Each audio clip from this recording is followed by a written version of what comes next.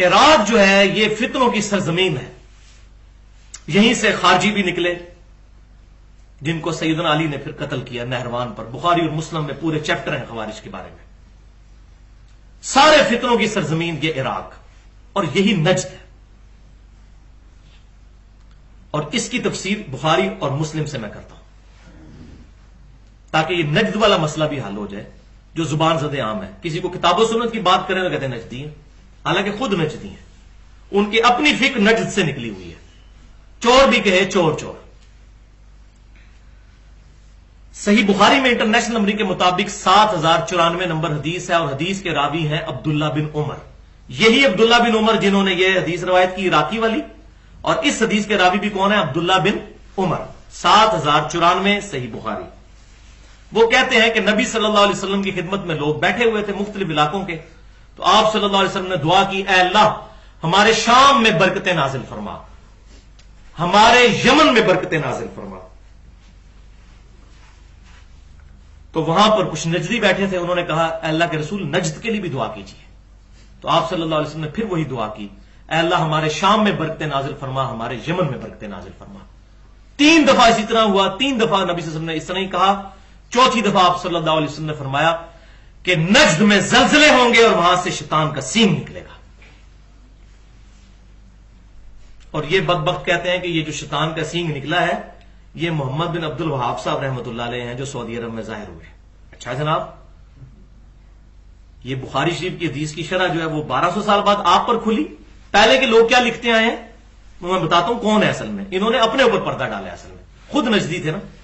میری کوئی طرفداری نہیں ہے نہ ابن تیمیہ کے ساتھ نہ محمد بن عبد الوہاب کے ساتھ. ٹھیک ہے، ہماری دعوت کتاب و سنت کی دعوت ہے. ان کی بھی جو باتیں غلط ہیں اور ڈنکے کی چوٹ پہ میں غلط کہتا ہوں. وسیلے والے لیکچر میں نے امام ابن تیمیہ کی ساری غلطیاں قرآن و سنت کی روح سے میں ان کو پوائنٹ آؤٹ کیا، جس کی وجہ سے کافی اہل حدیث بھائی بھی ناراض ہیں. تو ہوتے رہے بھائی، اہل حدیث بھائی بھی علماء، عوام نہیں ماشاءاللہ.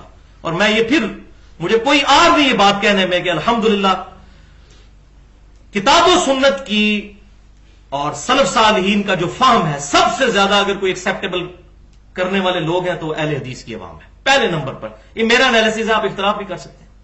دوسرے نمبر پر بریلوی، اور تیسرے نمبر پر دیوبندی، اور چوتھے نمبر پر اہل تشیع ہے.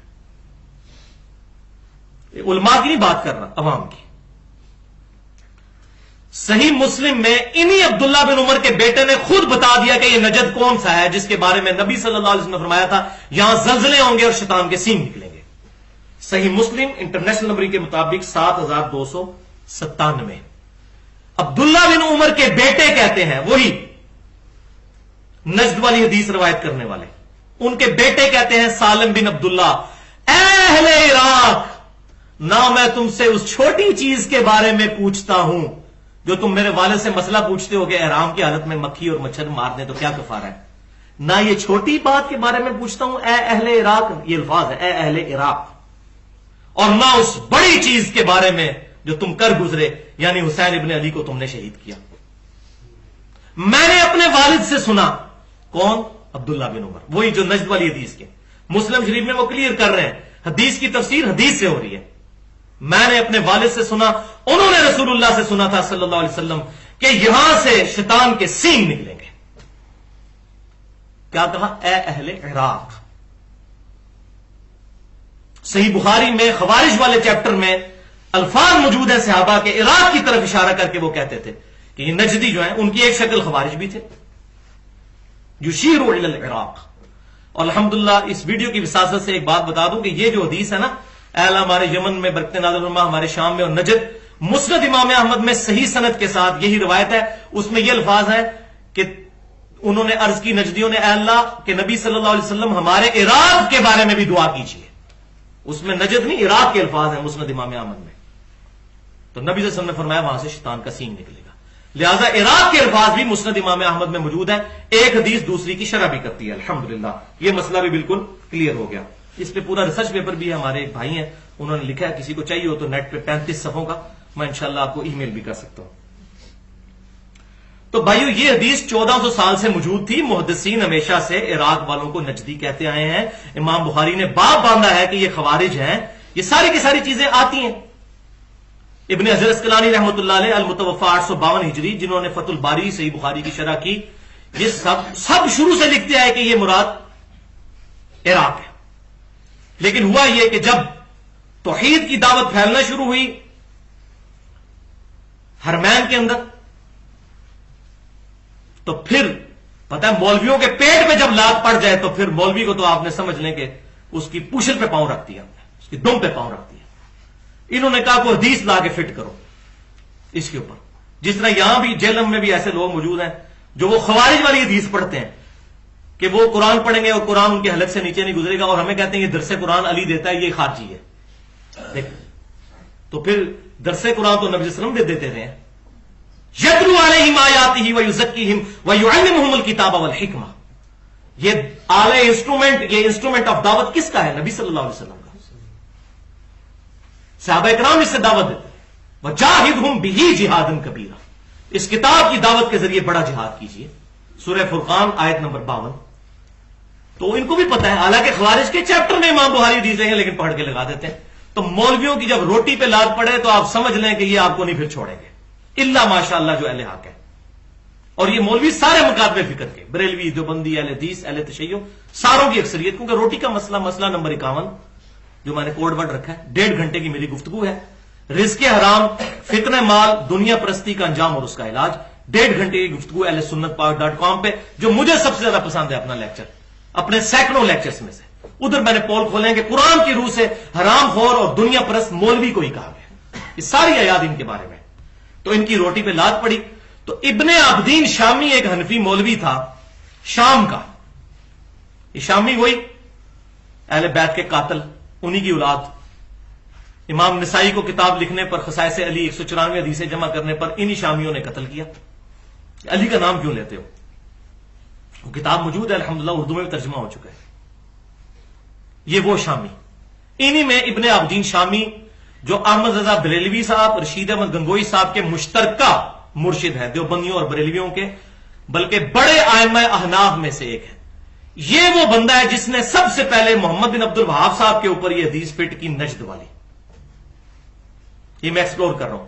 اسی سے دھوکہ کھایا پھر پیر میر علی شاہ صاحب نے بھی، اسی سے دھوکہ کھایا۔ المحند المفند میں علماء دیوبند نے 1906 میں جو اپنی عقیدوں کی کتاب لکھی، 35 علماء کے سائن ہیں جن میں اشرف علی تھانوی صاحب شامل ہیں، اس میں بھی انہوں نے لکھا کہ محمد بن عبد الوہاب اس کے ماننے والے خوارج ہیں، خارجیوں کی جماعت ہے۔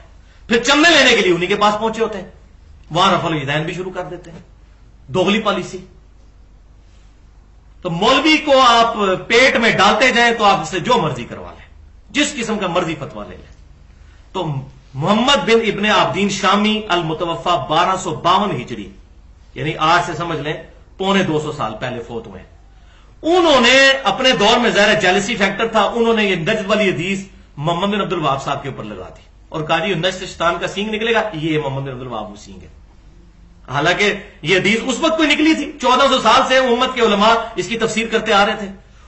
سب نے شور مچانا شروع کر دیا، پھر سارے پھر وہ جو کہتے ہیں نا سلی بن گئے، جس کو میں کہتا ہوں اندھے مقلد اپنے بزرگوں کے، کسی نے اپنی عقل نہیں استعمال کی۔ الحمدللہ میں نے یزید کے رد پہ جو ریسرچ پیپر نمبر 5A لکھا ہے اس میں بھی یہ میں نے نجد والا مسئلہ کھول دیا ہے الحمدللہ۔ لہذا اب میں محمد بن ابن عابدین شامی کا اپنا سٹیٹس کیا ہے، تو میں اس کے سٹیٹس کو ذرا ننگا کر کے آپ کے سامنے رکھنے لگا ہوں۔ یہ کتنا بڑا گستاخ تھا یہ بندہ۔ اس بندے نے در مختار کا حاشیہ لکھا ہے رد المختار، مختار میں خا ہے خرگوش والی، اور رد المختار اس میں ہا ہے حلوائی والی۔ یہ رد المختار اس کا رد نہیں ہے، بلکہ در مختار پر جو اعتراضات کیے گئے تھے اس کا جواب حاشیے میں رد المختار انہوں نے لکھا ہے۔ اس کی جلد 5 صفحہ 379 پہ یہ ابن عابدین شامی کہتے ہیں، یہ امت کو مسئلہ سمجھا رہے ہیں علاج کرنے کا کہ بیماریوں کا علاج کیسے کیا جائے۔ تو کہتے ہیں کہ ہمارے فقہا کا اس پر اتفاق ہے کہ اگر کسی شخص کو یہ یقین ہو کہ اپنے خون کے ساتھ اپنے ماتھے اور چہرے پر سورت الفاتحہ لکھے اور اس سے شفا ہو جائے تو یہ کرنا جائز ہے، حتیٰ کہ اگر اس کو یہ بھی یقین ہو کہ اپنے پیشاب کے ساتھ سورہ فاتحہ لکھی جائے اپنے ماتھے پر اور اس کو شفا ہو جائے گی تو یہ بھی وہ کر سکتا ہے. وَلِعَاذُ بِاللَّهِ تَعَالَى. اور تقی عثمانی صاحب جو ہے وہ اس کے جو ہے نا اس کے دفاع میں اتنے بڑے بڑے فتوے، کیسے بزرگوں کو چھوڑ دیں جواز کے اوپر. نہیں وہ بزرگوں نے کہا اتنے بڑے بڑے بزرگ پاگل ہیں، اتنے بڑے بڑے بزرگ پاگل ہیں. تو الحمدللہ میں سلام پیش کرتا ہوں اپنے استاد بریلوی مکتبہ فکر کے اس وقت سب سے بڑے محدث، جن سے میں نے بہت کچھ سیکھا ہے، ان کی کتابوں سے. شرح صحیح مسلم لکھی غلام رسول سعیدی صاحب. الحمدللہ میں نے ان کو دعوت حق بھی پیش کی، اور میں نے ان کو جب یہ کہا 2008 میں میری ملاقات ہوئی ان سے آخری، تو میں نے ان کو کہا کہ شیخ صاحب میں آپ کی وجہ سے کتاب و سنت کے منہج پر آیا ہوں. تو مسکرا پڑے اور میں آپ کو دعوت دینے کے لیے آیا. تو غلام رسول سعیدی صاحب اپنی شرح صحیح مسلم میں جلد 6 صفحہ 556 پر لکھتے ہیں، اس پہ کمنٹس کرتے ہوئے دیکھیں اس بندے نے کس طرح اپنا ایمان بچایا ہے. اللہ اکبر کبیرہ. وہ کہتے ہیں کہ میرے نزدیک یہ بات کرنا، چاہے ہمارے اس بزرگ نے کی ہے ابن عابدین شامی نے، یہ ایمان ختم ہو جانے کے خطرے سے خالی نہیں ہے.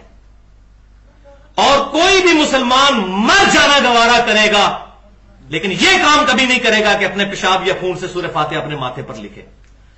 اور پھر تیسرا جملہ انہوں نے لکھا کہ اللہ ان کو معاف کرے، بال کی کھال اتارنے کی ان کی عادت نے ان کو یہاں تک پہنچایا کہ انہوں نے قرآن کی بھی توہین کر دی. وَلِعَاذُ بِاللَّهِ تعالی. یہ غلام رسول سعیدی صاحب نے ماشاءاللہ میں سمجھتا ہوں تو ایسا، اگر اس کا نام حنفی ہونا ہے تو ایسے حنفی ہم بھی ہیں. یہ کتاب و سنت کے خلاف کسی کی بھی بات ہے اس کو چھوڑ دیا جائے. الحمدللہ. تو یہ انہوں نے خود اس حوالے سے ان کا پوسٹ مارٹم کر دیا. 14ویں حدیث مسند امام احمد میں جلد 6 صفحہ 298 حدیث نمبر 26,592. جب سیدنا حسین کی شہادت کی خبر آئی، ام سلمہ زندہ تھیں ابھی، حضور کی وہ بیوی ہیں جو سب سے آخر میں فوت ہوئی 62 ہجری میں، بیویوں میں سے. واقعہ کربلا بھی ان کی زندگی میں ہوا. شہادت کی خبر آئی تو انہوں نے پہلے تو وہ حدیث سنائی، وہ حدیث چادر والی حدیث حضرت عائشہ والی، انما یرید اللہ لیذھب عنکم الرجس اہل البیت ویطہرکم تطہیرا. اور کہا کہ اہل بیت میں سے تھے حضرت حسین، اور ان کو انہوں نے عراقیوں نے شہید کر دیا.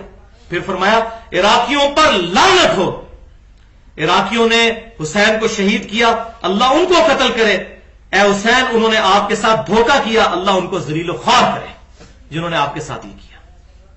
اور پھر آگے باقی روایتوں میں ملتا ہے اتنا روئی کہ بے ہوش ہو گئی ام سلمہ رضی اللہ تعالیٰ عنہ، ہماری والدہ محترمہ.